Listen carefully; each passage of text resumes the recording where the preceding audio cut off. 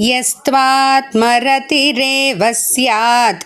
यस्त्वात्मरतिरेव स्यात् यस्त्वात्मरतिरेव स्यात् आत्मतृप्तश्च मानवः आत्मतृप्तश्च मानवः आत्मतृप्तश्च मानवः आत्मन्येव च सन्तुष्टः आत्मन्येव च सन्तुष्टः आत्मन्येव च सन्तुष्टः तस्य कार्यं न विद्यते तस्य कार्यं न विद्यते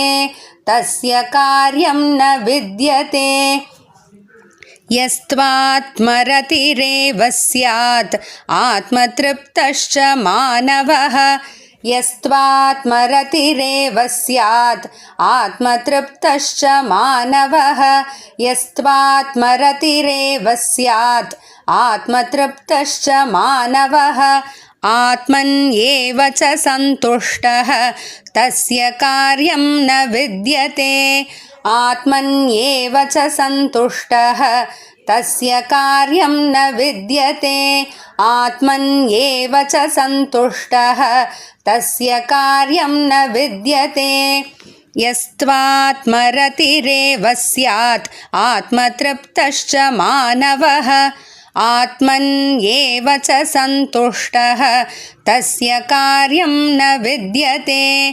यस्त्वात्मरतिरेव स्यात् आत्मतृप्तश्च मानवः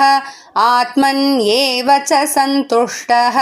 तस्य कार्यं न विद्यते यस्त्वात्मरतिरेव स्यात् आत्मतृप्तश्च मानवः आत्मन्येव च सन्तुष्टः तस्य कार्यं न विद्यते।